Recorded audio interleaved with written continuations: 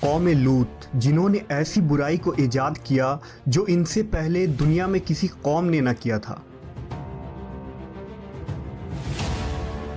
ایسی بدکاری جس کی مثال تاریخ میں کہیں نہیں ملتی۔ اس قوم نے ایسا کیا کام کیا تھا اور ان کا کیا انجام ہوا؟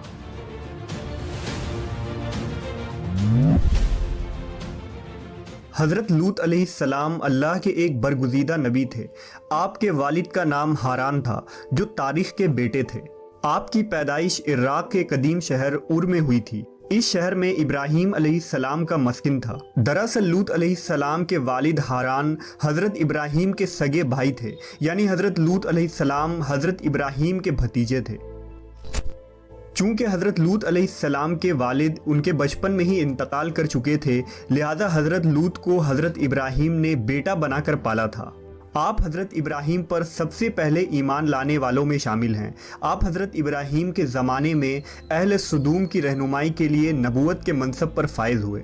حضرت لوط کے بہت سارے معجزات ہیں۔ آپ جس وقت بارش کے لیے دعا کرتے تھے تو آسمان بادلوں سے بھر جاتا اور خوب بارش ہوتی تھی۔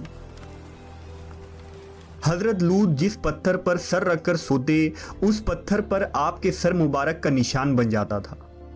سدوم وہ علاقہ تھا جہاں لوط علیہ السلام مبعوث فرمائے گئے۔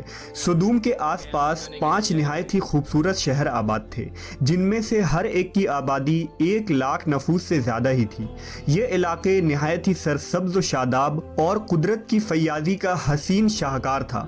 یہاں باغات کی کثرت تھی، لہلہاتی کھیتیاں یہاں کی ضروریات سے کہیں زیادہ تھی۔ اردن، شام اور اسرائیل کے درمیان بسا ہوا یہ علاقہ نہایت ہی زرخیز تھا۔ وہاں طرح طرح کے اناج، پھل، میوے بکثرت پیدا ہوتے تھے، اور یہی وجہ تھی کہ آس پاس کے بستیوں کے لوگ بھی اپنی معاشی اور غذائی ضرورت کے لیے ان بستیوں کی طرف آتے تھے۔ مگر یہ بات اہل سدوم کے لوگوں کو بالکل بھی پسند نہ تھی۔ ان کے خیال میں ان کی بستیوں میں پیدا ہونے والے پھلوں، اناجوں اور سبزیوں پر صرف ان کا ہی حق تھا۔ وہ نہیں چاہتے تھے کہ دوسری بستیوں کے لوگ ان کے علاقے میں آئیں۔ ایک دن سدوم کے لوگ اس بات پر غور و فکر کر رہے تھے کہ باہر سے آنے والے لوگوں کو یہاں آنے سے آخر کیسے روکا جائے، کہ ابلیس ایک بزرگ کی شکل میں ان کے محفل میں آیا اور کہا، اگر تم ان سے پیچھا چھڑانا چاہتے ہو تو میرے کہنے پر عمل کرو۔ اس اجنبی بزرگ کی بات لوگوں نے بہت توجہ سے سنی۔ ابلیس نے کہا، میں کل بتاؤں گا۔ دوسرے دن ابلیس ایک خوبصورت جوان لڑکے کی بھیس میں آیا اور انہیں اپنی عورتوں کے بجائے مردوں کے ساتھ فعل بد کرنا سکھایا۔ ابلیس نے کہا کہ اگر تم ان بستیوں کے لوگوں سے نجات چاہتے ہو جو تمہاری بستی میں آ جاتے ہیں تو ایسا کرو کہ جب بھی کوئی شخص تمہارے علاقے میں آئے تو تم لوگ زبردستی اس کے ساتھ اپنی خواہش پوری کرو۔ اس طرح یہ لوگ اس بستی میں آنا چھوڑ دیں گے۔ اپنی نفسانی خواہشات کے لیے مردوں سے بدفعلی اس قوم کا دستور بن گیا تھا۔ یہاں بے حیائی عام ہو گئی تھی۔ حکمراں، سردار، رؤسا، ہر طبقے میں گھر گھر یہ عمل پھیل گئی تھی۔ بھری محفل میں یہ لوگ اس فحاشی کے کام کو کر کے خوش ہوتے تھے۔ کوئی بھی محفل اس کام کے بغیر ادھوری سمجھی جاتی تھی۔ خاص کر مسافروں میں سے کوئی خوبصورت لڑکا ہوتا تو یہ لوگ اسے اپنا شکار بنا لیتے۔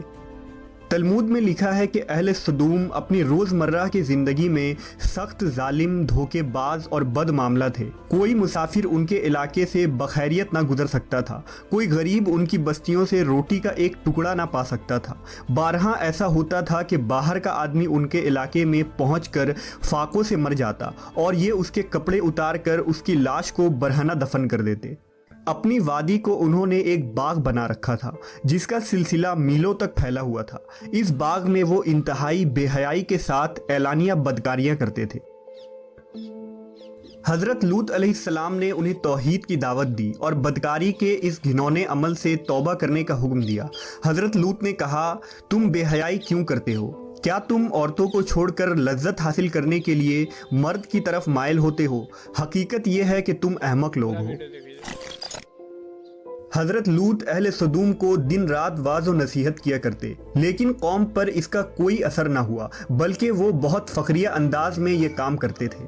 انہیں حضرت لوط کا سمجھانا بھی برا لگتا تھا، لہٰذا انہوں نے صاف صاف کہہ دیا کہ اگر تم ہمیں اسی طرح برا کہتے رہے اور ہمارے کاموں میں مداخلت کرتے رہے تو ہم تمہیں اپنے شہر سے نکال دیں گے۔ حضرت لوط نے نصیحت و تبلیغ کا سلسلہ جاری رکھا، لہٰذا ایک دن اہل سدوم نے خود ہی عذاب الہی کا مطالبہ کر دیا۔ اللہ تعالیٰ نے اب تک ان کے اس بدترین فحاشی اور بدکاری کے باوجود ڈھیل دے رکھی تھی، لیکن جب انہوں نے حضرت لوط سے ایک دن کہا کہ اگر تم سچے ہو تو ہم پر عذاب لے آؤ، لہٰذا ان پر عذاب الہی کا فیصلہ ہو گیا۔ اللہ نے اپنے خاص فرشتوں کو دنیا کی طرف روانہ کر دیا۔ یہ فرشتے دراصل حضرت جبرائیل، میکائیل اور اسرافیل علیہ السلام تھے۔ پھر یہ فرشتے حضرت لوط علیہ السلام کے گھر تشریف لے آئے۔ حضرت لوط نے جب ان خوبصورت نوعمر لڑکوں کو دیکھا تو سخت گھبراہٹ اور پریشانی میں مبتلا ہو گئے۔ انہیں یہ خطرہ محسوس ہوا کہ اگر ان کے قوم کے لوگوں نے انہیں دیکھ لیا تو نہ جانے وہ ان کے ساتھ کیا سلوک کریں گے۔ حضرت لوط کی بیوی کا نام وائلہ تھا، اس نے آپ پر ایمان نہ لایا تھا اور وہ دراصل منافقہ تھی، وہ کافروں کے ساتھ تھی، لہٰذا اس نے جا کر اہل سدوم کو یہ خبر دے دی کہ لوط کے گھر نوجوان لڑکے مہمان ٹھہرے ہوئے ہیں۔ یہ سن کر بستی والے دوڑتے ہوئے حضرت لوط کے گھر پہنچے۔ حضرت لوط نے کہا، اے قوم، یہ جو میری قوم کی لڑکیاں ہیں یہ تمہارے لیے جائز اور پاک ہیں، اللہ سے ڈرو اور مجھے میرے مہمانوں کے سامنے رسوا نہ کرو۔ کیا تم میں سے کوئی بھی شائستہ آدمی نہیں؟ حضرت لوط کی بات سن کر وہ لوگ بولے، تم بخوبی واقف ہو کہ ہمیں تمہاری بیٹیوں سے کوئی حاجت نہیں، اور جو ہماری اصل چاہت ہے اس سے تم بخوبی واقف ہو۔ قوم لوط کے اس بے شرمانہ جواب سے اندازہ لگایا جا سکتا ہے کہ وہ فعل بد میں کس حد تک مبتلا ہو چکے تھے۔ جب حضرت لوط علیہ السلام کی قوم ان کے گھر کی طرف دوڑتی ہوئی آئی تو حضرت لوط نے گھر کے دروازے بند کر دیے اور ان نوجوانوں کو ایک کمرے میں چھپا دیا۔ اس بدکار لوگوں نے آپ کے گھر کا گھیراؤ کیا ہوا تھا اور ان میں سے کچھ گھر کے دیوار پر بھی چڑھنے کی کوشش کر رہے تھے۔ حضرت لوط اپنے مہمانوں کی عزت کے خیال سے بہت زیادہ گھبرائے ہوئے تھے۔ فرشتے یہ سب منظر دیکھ رہے تھے۔ جب انہوں نے حضرت لوط علیہ السلام کی بے بسی اور پریشانی کا یہ عالم دیکھا تو حقیقت سے پردہ اٹھاتے ہوئے یوں فرمایا، اے لوط، ہم تمہارے رب کے بھیجے ہوئے فرشتے ہیں، یہ لوگ ہرگز تم تک نہیں پہنچ سکیں گے۔ ابھی کچھ رات باقی ہے تو اپنے گھر والوں کو لے کر چل دو اور تم میں سے کوئی شخص پیچھے مڑ کر نہ دیکھے۔ اہل سدوم حضرت لوط کے گھر کا دروازہ توڑنے پر بضد تھے، لہٰذا حضرت جبرائیل علیہ السلام نے گھر سے باہر نکل کر اپنے پر کا ایک کونا انہیں مارا، جس سے ان سب کی آنکھوں کے ڈھیلے باہر نکل آئے اور بصارت زائل ہو گئی۔ یہ خاص عذاب ان لوگوں کو پہنچا جو حضرت لوط کے پاس بد نیتی سے آئے تھے۔ حضرت لوط علیہ السلام حقیقت حال جان کر مطمئن ہو گئے اور اپنے گھر والوں کے ساتھ رات ہی کو نکل کھڑے ہوئے۔ بیوی بھی ان کے ساتھ تھی، لیکن کچھ دور جا کر وہ واپس اپنے قوم کی طرف پلٹ گئی اور قوم کے ساتھ جہنم رسید ہو گئی۔ صبح کا آغاز ہوا تو اللہ کے حکم سے حضرت جبرائیل نے بستی کو اپنے پر سے اکھاڑ دیا اور پھر اپنے بازو پر رکھ کر آسمان پر چڑھ گئے، یہاں تک کہ آسمان والوں نے بستی کے کتے کے بھونکنے اور مرغوں کے بولنے کی آوازیں سنی۔ پھر اس بستی کو زمین پر دے مارا، جس کے بعد ان پر پتھروں کی بارش ہوئی۔ ہر پتھر پر مرنے والوں کا نام لکھا ہوا تھا۔ جب یہ پتھر ان کو لگتے تو سر پاش پاش ہو جاتے۔